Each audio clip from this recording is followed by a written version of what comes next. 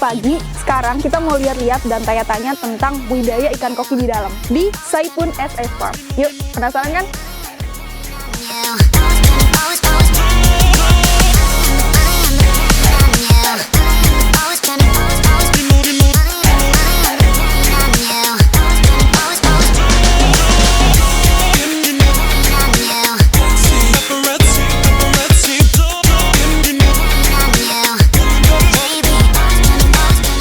Dengan Bapak siapa, Pak? Saipun.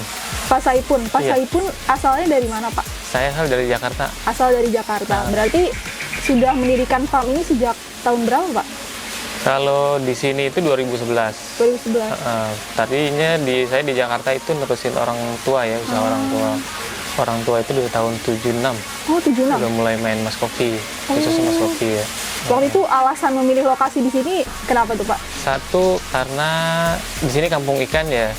Selain faktor dari perawatan, ikan juga memerlukan air yang bagus. Iya. Jadi ngelihat di sini banyak yang orang melihara ikan, pasti airnya bagus di sini kan. Jadi ya pilih di sini. Pilih sini gitu ya. Waktu itu pertama kali melihara koki berarti emang udah turun-temurun gitu atau nambah komoditas baru gitu, Pak? Beda ini sih, kalau zaman orang tua dulu dia masih belum offline kan ya, jualnya ke kios-kios, toko-toko. Nah pas saya pegang ini lebih banyak ke online. Oh, lebih banyak orang. Jadi kalau untuk tempat sih nggak begitu berpengaruh ya, karena titik kirimnya tetap kirim pakai ekspedisi. Orang yang nggak datang ke sini sih. Iya. Kalau boleh tahu, Pak, sekarang ini pasarnya udah menjangkau sampai mana aja tuh, Pak? Kalau Indonesia udah hampir seluruh ya, kecuali yang belum pernah tuh di Ambon, Batam belum pernah sih ya. Kalau keluar dari Malaysia, Singapura, Vietnam, Filipina sama India. Wow, Biasa, Masya Allah. iya. Sebenarnya dari Dubai juga ada permintaan, cuma untuk pengirimannya kita bermasalah susah ya. Ke Dubai Dari susah. iya, transfernya belum ada yang bisa ke sana. Bisa tapi transkip dulu ke Thailand. Oh, transit dulu ke Thailand. Iya, kalau transit ke Thailand ikan bagus, kita nggak jamin ikan tetap bagus sampai sana. Takutnya ada rusak pada saat penggantian air ya, Iya, transit betul. di sana. Jadi belum berani kalau ke Dubai, ke US juga ada, ke Amerika ya. Kalau boleh tahu, Pak, di sini tuh ada koki apa aja nih, Pak? Kalau saya hampir semua pelihara, Oh, semua semua jenis masih belum menetapkan. Jadi ada rancu ada, oranda ada, ryukin ada, dimekin juga ada. Tapi yang paling sering dibeli gitu, Pak? Paling Apa tuh? sering tuh oranda sama rancu, Oh, orangnya sama rancu. paling banyak. Ikan koki ini kan termasuk ikan kontes juga ya, Pak? Iya, dari yang tadi saya sebutin itu semuanya ada kelas kontesnya Oh, ada masing-masing. kelas kontesnya. Tapi yang paling sering ikutan kelas di kontes tuh apa? Saya paling sering rancu. Oh, rancu. Kenapa tuh, Pak? Ada alasan tersendiri mungkin? Di sini saya spesialisnya di black rancu. Jadi setiap kali kontes saya usahakan turun black rancu, dan biasanya sih utamanya turun kelas breeder. Karena saya breeder, kelasnya juga turun kelas breeder. Dan alhamdulillah sudah beberapa kali menjuarai juga sih. Ada juara 1, ada juara 2, juara 3 pernah. Mantap. Saya juga lihat Instagram Bapak Iya. udah juara-juara mulu gitu kan. Iya. Udah banyak pengalaman. Itu kriteria biar bisa menang gitu, Pak. Mungkin ada Kontes. tips-tips. Kalau untuk pemilihan ikan kontes itu, pertama dia harus rapi dari sirip-siripnya. Dari ekor, dari anal, dari fin-finnya depan belakang tuh harus semuanya, nggak boleh ada yang lipet, nggak boleh ada yang sobek, nggak boleh ada yang patah, dan nggak boleh ada yang doyong kalau dorsal di atas.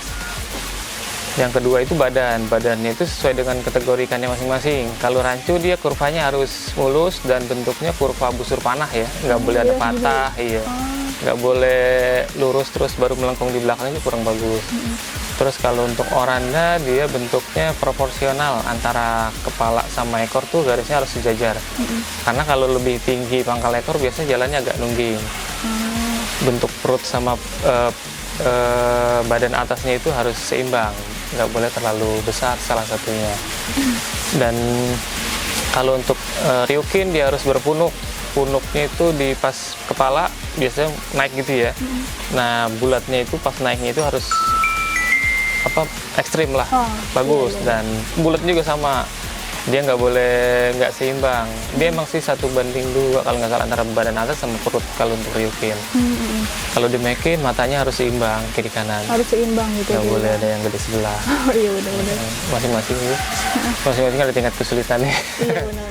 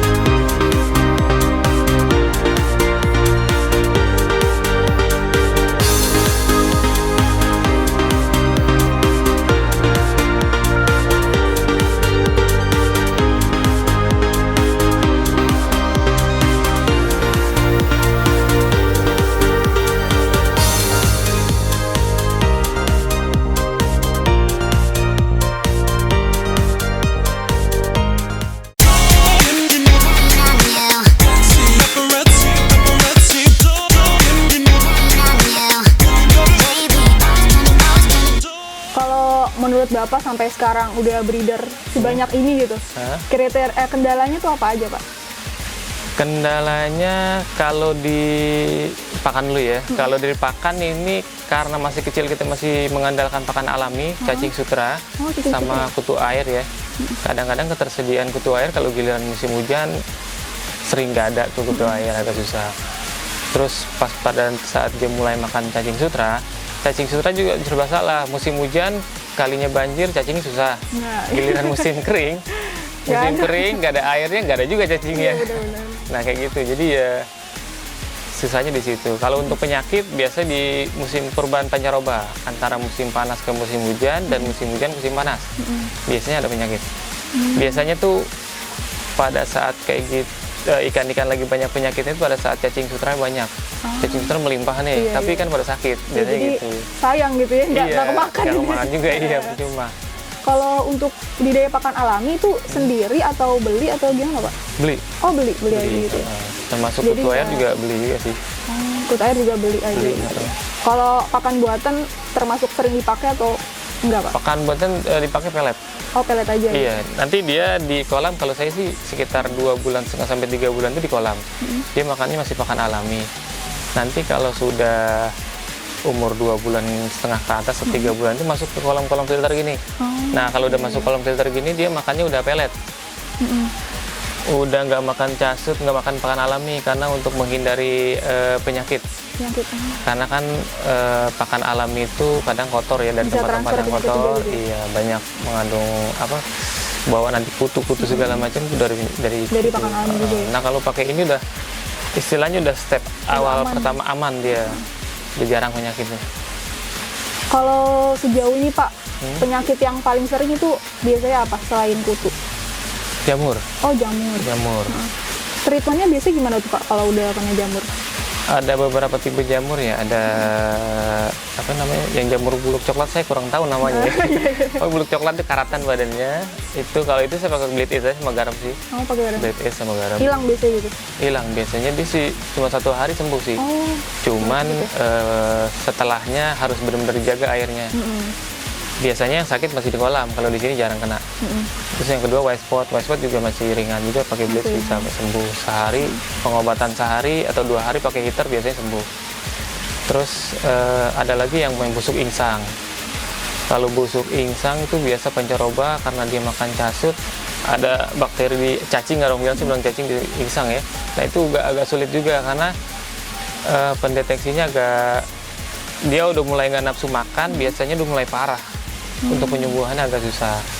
Itu ada obatnya akriflavin sih, atau enggak pakai malasid green, cuman sekarang agak susah malasid green. Karena udah ini ya? Udah nggak boleh ya. Iya. Malasid green kalau dulu, kalau sekarang sih alhamdulillah jarang kena itu sih. Yang penting perawatan sering ganti airnya sih aman. Iya benar. Ini berarti ganti air berapa kali? Kalau di kolam 3 hari sekali. Yang kecil ya, untuk burayaknya 3 hari sekali kuras. Kalau yang di sini kadang sebulan, kadang lebih.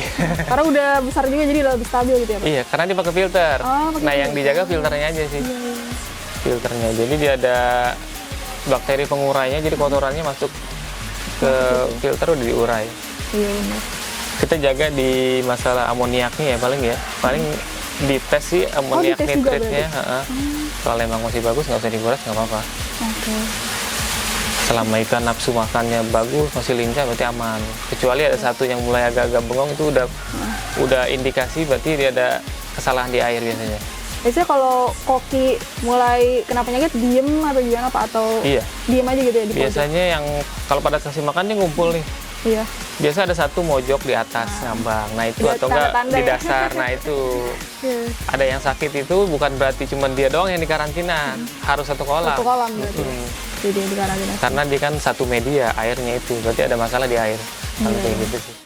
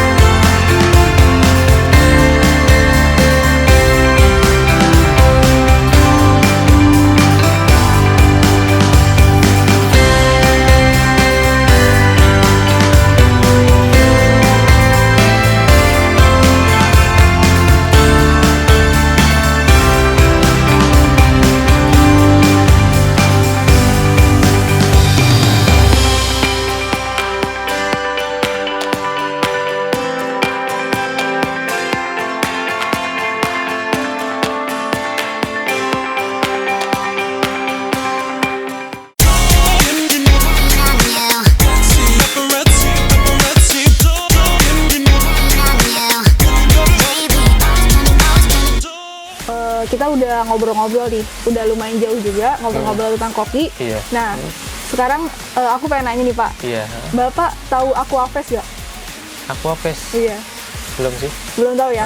Jadi Aquafest tuh Aquaculture Festival Pak. Oh gitu. Iya, yang diselenggarain sama mahasiswa budidaya perairan, ya dari IPB.